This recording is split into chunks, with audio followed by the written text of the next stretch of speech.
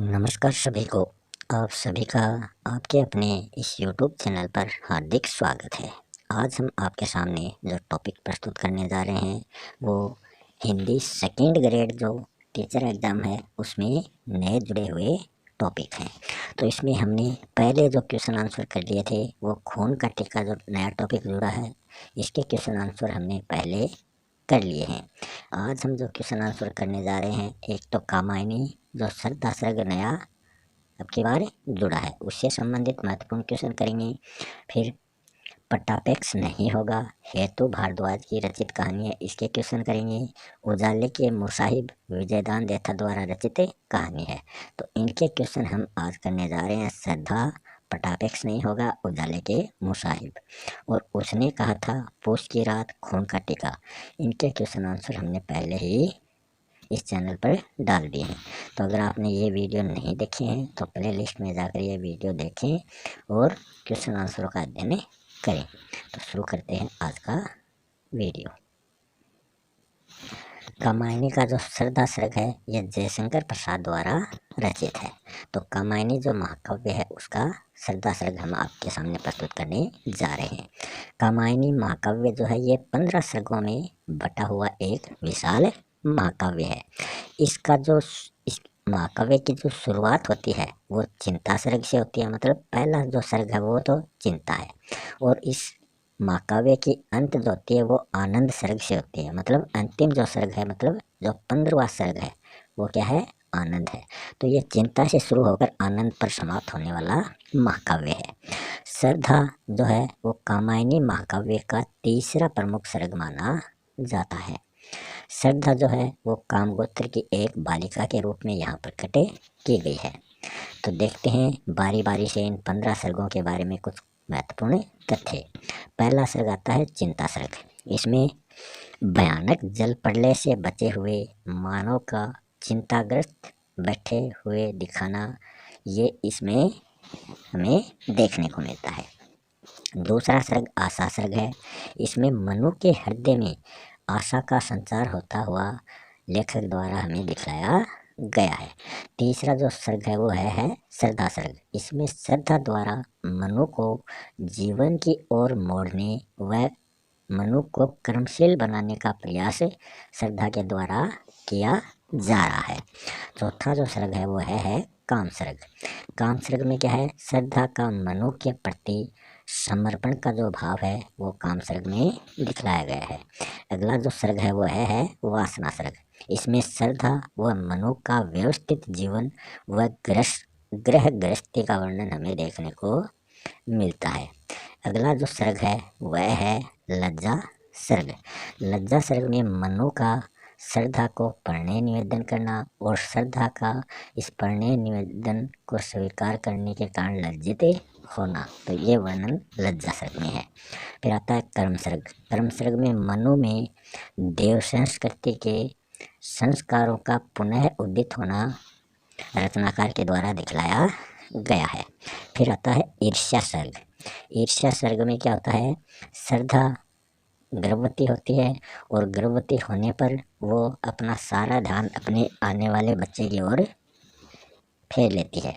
इससे मनु अपने आप को घृणित महसूस करता है और वो श्रद्धा को छोड़कर चला जाता है। अगला है ईड़ा सर्ग। इसमें मनु द्वारा श्रद्धा को छोड़कर हिमालय पर्वत पर चले जाना और उसका वहाँ ईड़ा से मिलन होना ये ईड़ा सर्ग में दिखलाया गया है। फिर आता है सौपन सर्ग।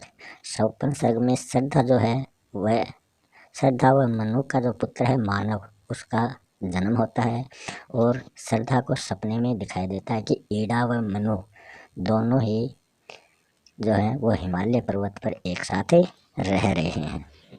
फिर है संघर्ष सर्ग। संघर्ष सर्ग में दिखलाया गया है कि शाश्वत प्रदेश का अशांत वातावरण व मनु का प्रजापति बनना ये सभी वर्णन संघर्ष सर्ग में है।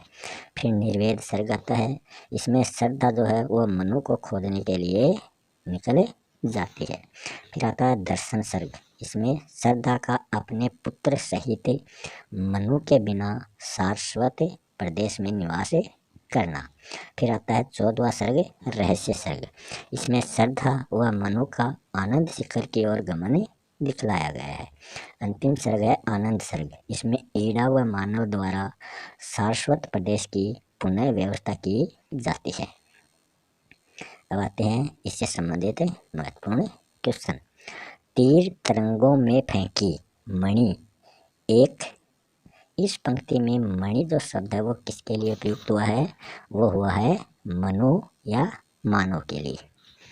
आगे है जगत का सुलझा हुआ रहस्य किसे बताया गया है? तो वो मनु को बताया गया है। प्रथम कवि का ज्यों सुंदर छंद। इस पंक्ति में प्रथम कवि किसे कहा गया है? तो प्रथम कवि वाल्मीकि को यहाँ बताया गया है और ज्यों के कारण यहाँ उपमा अलंकार देखने को मिलता है। अगला है चंद्रिका से लिपटा घनश्याम। इस पंक्ति में ये पंक्ति किसके लिए प्रयुक्त की गई है? तो ये श्रद्धा के लिए ये पंक्ति आई है। अगला है मधु पवन किरीटित ज्यों शिशुसाल। तो यहाँ किससे तुलना की गई है? मनु द्वारा श्रद्धा की तुलना शिशुसाल से की जा रही है। तो यहाँ उत्प्रेक्ष अलंकार हमें देखने को मिलता है।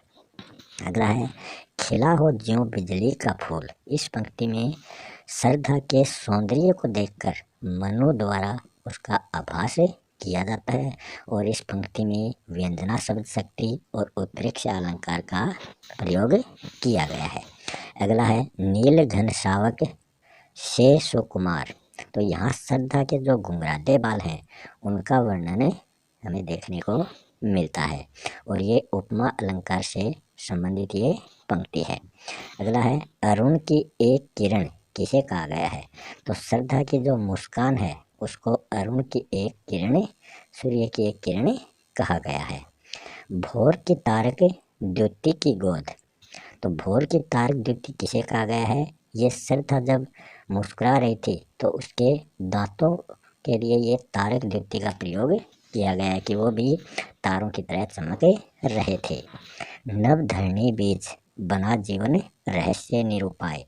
तो ये पंक्ति किसने कही है? ये मनु ने कही है। मनु ने स्वयं को क्या कहा है? तो मनु ने स्वयं को शैल, हिमखंड और पाषंड कहा है। पाषंड का अर्थ होता है आडंबरहीन। सफलता का संकलित विलंब ये किसके लिए प्रयुक्त हुआ है? तो ये पंक्ति जो प्रयुक्त हुई है ये मनु के लिए ये पंक्ति आई है। कौन हो तुम वसंत के दूत। तो यह पंक्ति जो है ये श्रद्धा के लिए प्रयुक्त हुई है, ना कि मनु के लिए।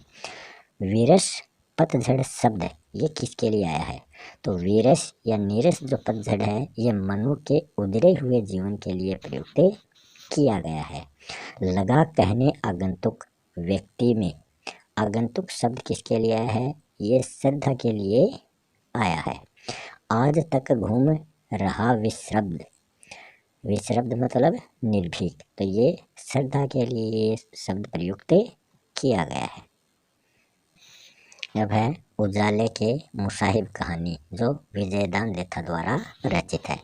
मुसाहिब का अर्थ होता है राजा का परामर्श दाता, कि जो राजा को परामर्श देते हैं, सलाह देते हैं, वो होते हैं मुसाहिब। अनाम राजा था, मतलब इस कहानी में राजा का कोई नाम नहीं हो। अनाम क्या होता है? जिसका कोई नाम ना हो। तो यहाँ नाम प्रकट नहीं किया गया है। तो इस राजा के दरबार में नवरत्न थे, मतलब 9 विद्वान रहते थे और उनकी समानता कैसे की गई है? जैसे तराजू के एक पलड़े में तो राजा स्वयं बैठा है और दूसरे पलड़े में पूरी प्रजा बैठी है, तो फिर भी वो दोनों क्या है? समान है। तो यहाँ राजा की बुद्धिमत्ता को पूरी प्रजा के समान बताया गया है। एक गुणवान राजा की कहानी कौन सुना रहा था? तो ये कहानी थी, ये चकवा जो था वो चकवी को ये कहानी सुना रहा था। राजा के समस्त दरबारियों की बुद्धि क्यों चकरा गई थी? क्योंकि दरबार में तीर्थंकर आ पहुंचे थे। कुदरत का संप्रत सर्जनहार तो मानो आज ही अवतीर्ण हुआ हो। तो यह जो पंक्ति है ये किसके लिए आई है? ये तीर्थंकर के लिए आई है। अगला है तीर्थंकर के प्रवचन सुनते ही क्या होगा? कि जैसे तीर्थंकर के प्रवचन सुनेंगे तो जो कलुषित काया का मैल है वो धुल जाएगा, कि इन प्रवचनों से ऐसा असर होगा कि अपने शरीर के अंदर जो मैल छुपा हुआ है, जो ईर्ष्या छुपी हुई है, वो धुल जाएगी। तीर्थंकर ने निपट अकारथ किसको माना है? तो तीर्थंकर ने निपट अकारथ जो है वो अंधियारे में जीने को माना है। तो उसने उस राजा की जो प्रजा है उस सभी को अंधियारे में जीना बताया है, क्योंकि उन्होंने कहा कि आपका राजपाट जो है वो अंधियारे में जीता है। महात्मा तीर्थंकर ने स्वर्ग का प्रत्यक्ष रूप किसे बताया है? वो बताया है अनिंदे उजियारे को। अगला है हमेशा के लिए इसका काला मुंह हो जाएगा। तो यहाँ किसके बारे में बात हो रही है? तो यहाँ अंधेरे के बारे में बातें हो रही हैं। और ये कौन कह रहा है? ये राजा का दीवान कह रहा है, क्योंकि वो अंधेरे को निकालना चाह रहे थे।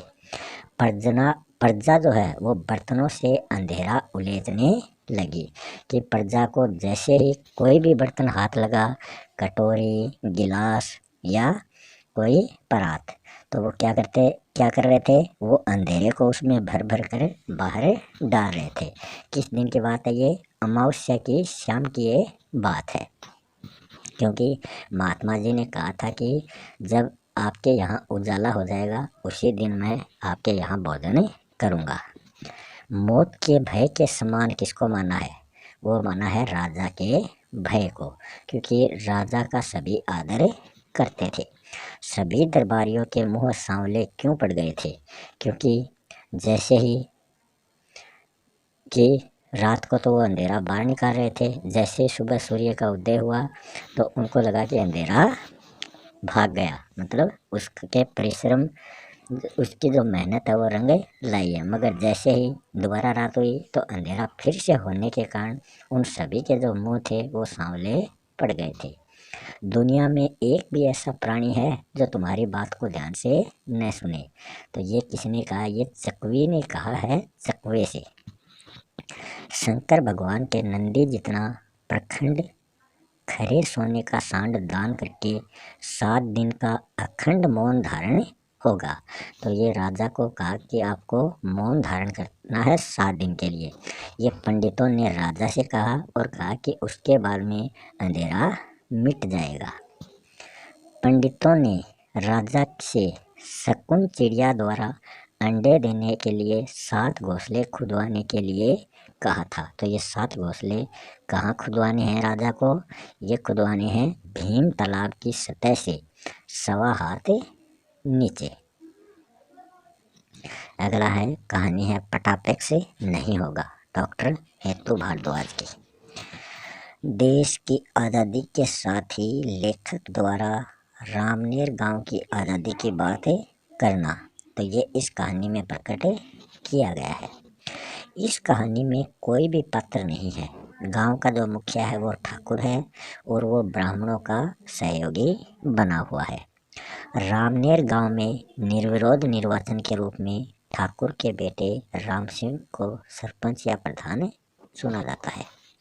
गांव के ही 2 भाई महेंद्र व बनवीर जो हैं वो शहर जाकर कमाने लगे, तो सरपंच को ये बात नागवारा लगी और उन्होंने नाराज होकर उन्हें गांव की जमीन से बेदखल कर दिया था। दोनों भाइयों के विरोध करने पर भी वो हर बार चुनाव जीत जाता था। दोनों भाई जो थे वो ब्राह्मण जाति से संबंधित थे तथा दिल्ली में वो दोनों भाई काम करते थे। ब्राह्मण भाइयों के स्वाभिमान पिता की लाश गांव में नहर किनारे मिली थी। बाद में इन दोनों भाइयों को इनके मामा दिल्ली ले गए और वहीं सरकारी चपरासी की नौकरी इनको दिलवाई थी। दोनों भाइयों ने ठाकुर के विरुद्ध चुनाव में फगना जो चमार जाति से संबंधित था उसको खड़ा किया, परंतु वो हार गया। 7 वर्ष बाद चुनाव आए, तो चुनाव जो है वो प्रत्येक 3 वर्ष के बाद वहाँ होते थे। तो 7 वर्ष बाद चुनाव आए तो दोनों भाई फगना के कहने पर 1 सप्ताह पहले ही वो गांव आ चुके थे और जब गांव आकर वो देखते हैं कि जो नई वोटर लिस्ट आई थी उनमें उन दोनों भाइयों के नाम नहीं थे। राम सिंह ने पोलिंग बूथ का जो अधिकारी था उसके साथ मिलकर 100 मतों की धांधली करवाई और जीत गया था। अधिकारी ने दोनों एजेंटों को चाय के बहाने 1 घंटे के लिए बाहर बुला लिया और पीछे से धांधली कर दी गई थी। ठगना ने गांव के लोगों की सलाह पर प्रधान राम सिंह के विरुद्ध अदालत में रिट लगाई। अगले चुनाव में राम सिंह ने अपने विश्वस्त लच्छीराम चमार को प्रधान के रूप में चुनाव में खड़ा कर दिया और अपने बेटे नार सिंह का फार्म भी चुपके से भरवा दिया। चुनाव में 2 दलित उम्मीदवार, एक तो लच्छीराम, एक इतवारी और एक स्वर्ण उम्मीदवार जो ठाकुर का बेटा था। रामनेर गांव का आज़ादी से पहले मुखिया केसरी सिंह था। उसके बाद में आज़ादी के बाद उसका पुत्र राम सिंह 3 बार प्रधान बनता है और उसके बाद में केसरी सिंह का पुत्र और राम सिंह का पुत्र नार सिंह प्रधान बनता है।